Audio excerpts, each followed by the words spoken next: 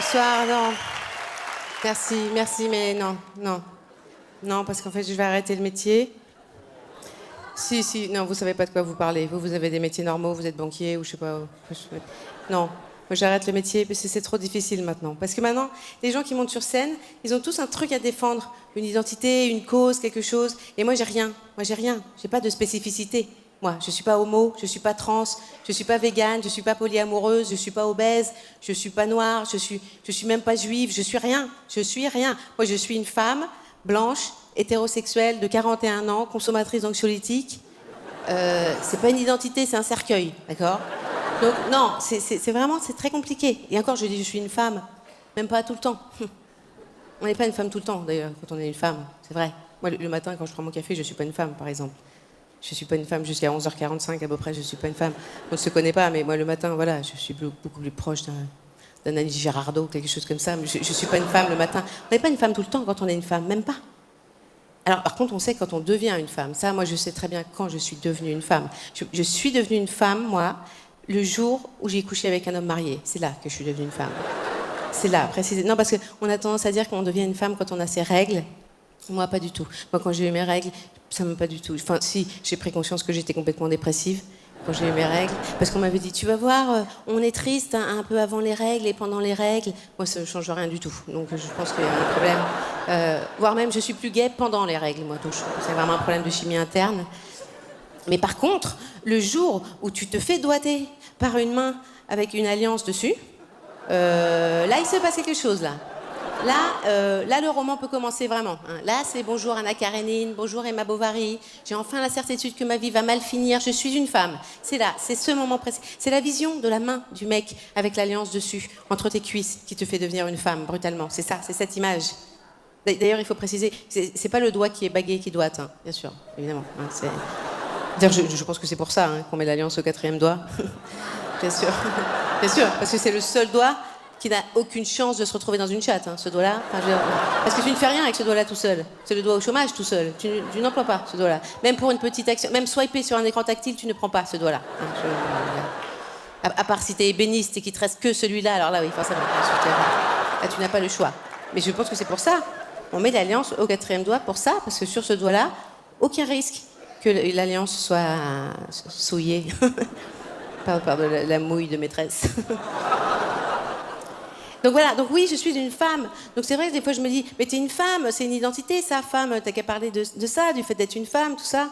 Mais bon, en même temps, je sais pas, est-ce que les discours féministes, au bout d'un moment, ça casse pas un peu les couilles? C'est vrai, non, parce que je suis féministe, hein, je suis profondément féministe. Je suis tellement féministe que pendant très longtemps, moi j'ai eu un portrait de Simone de Beauvoir sur ma table de chevet, quand même à côté de mon lit. J'ai fini par enlever au bout d'un moment, parce que je me suis dit que ça faisait peur aux mecs. Apparemment, c'était pas ça. Bon, mais je suis féministe, bien sûr. Mais j'étais quand même embêtée avec tous les débats qu'il y a eu l'année dernière, parce que bon, déjà trop de bruit, tout le monde parlait en même temps, c'était épuisant, on pouvait pas réfléchir. À un moment, j'ai arrêté d'écouter tout, parce que bon, déjà, je les lisais pas, moi, les tweets balance ton porc, parce que ça m'excitait trop. Après, je pouvais pas bosser. Si, il y en avait qui étaient. Il y en avait des salés quand même. Vendredi soir, je traîne au boulot, pas boucler mes dossiers, seul dans l'open space. Moi, N+1 arrive derrière mon dos, me susurre à l'oreille. Toi, avant le bilan comptable de la fin du 2e semestre, je te culbute sur la photocopieuse. Soudain, ses 2 mains sur mes seins, il me pince les têtes. Oh, on arrête de chauffer les gens là. Il y a des gens à qui n'arrive rien, je le rappelle quand même.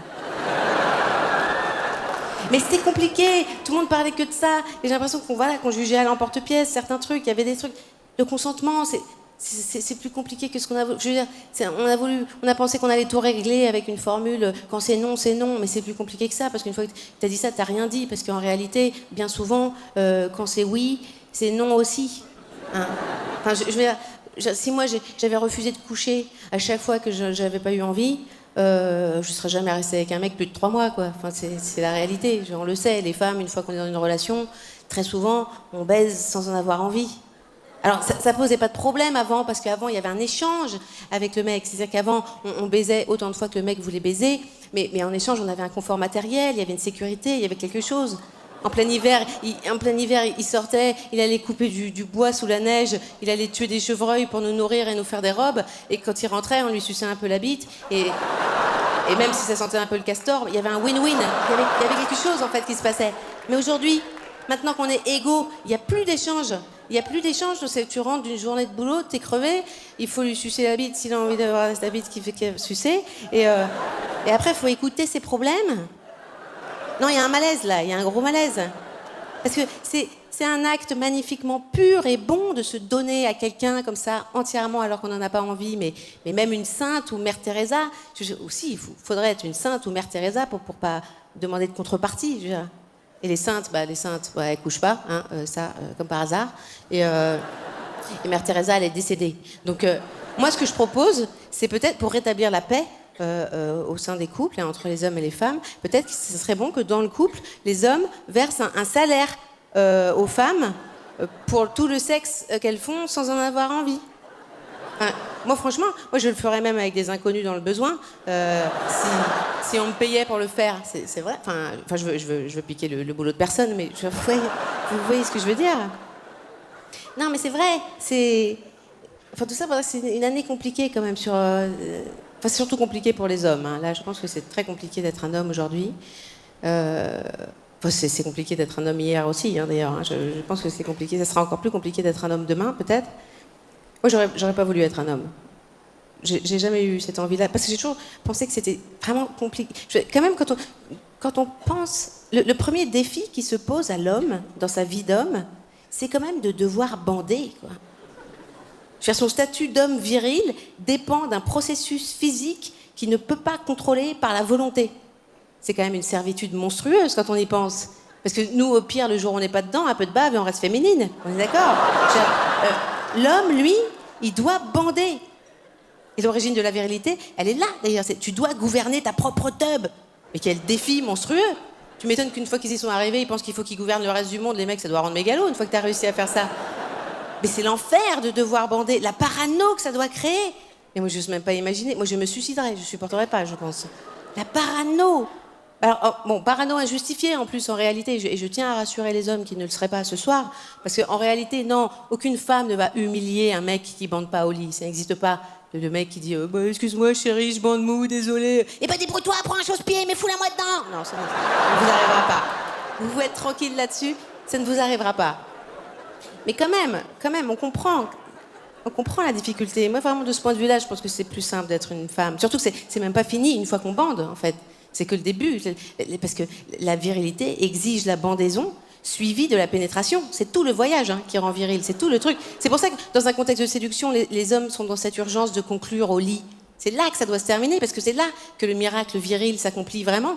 Alors que nous, les femmes, dans la séduction, on n'a pas besoin d'aller jusqu'à la baise, techniquement, pour être rassurée narcissiquement en tant que femme. Nous, dans la séduction, on a juste besoin d'aller jusqu'à ce point où on voit dans les yeux du mec qu'on pourrait briser sa vie. C'est ça qu'on veut voir. Qu'on pourrait le transformer en lavette. C'est ça qu'on veut voir. On veut voir cet éclat dans l'œil qui s'éteint. On veut voir ça. On veut voir qu'on pourrait lui chier dans le cœur tous les matins sans qu'il se rebelle. C'est ça qu'on veut voir. Mais on n'a pas besoin de baiser, on n'est pas des sauvages. Je veux dire, c'est ça. Donc oui, on est différents. Mais je pense que c'est dur pour un garçon, cette histoire de bandaison. Surtout qu'en plus, il a tout ça à faire pour en plus assurer la partition qui est même pas la plus riante du sexe. Parce qu'on le sait, tout le monde le sait, que ce qu'il y a de plus fun dans le sexe, c'est d'être pénétré, c'est pas de pénétrer. Enfin, je veux dire, même les mecs hétéros le savent dans la salle. Je veux dire, je sais que vous en parlez pas beaucoup entre vous. Mais nous, on sait comment ça se passe. On sait, bien sûr, au début de la relation, quand on approche comme ça, un petit doigt de vos fesses, vous faites « Bah non, qu'est-ce que tu fais? T'es malade ou quoi ?» Puis quelques semaines après, c'est « Bon, d'accord, mais juste une noisette, hein. » Et que quelques mois après, c'est vous qui suppliez « Eh, tu peux refaire le... » C'est pas pour vous mettre mal à l'aise, c'était pour vous défendre. Voilà, merci de m'avoir écouté.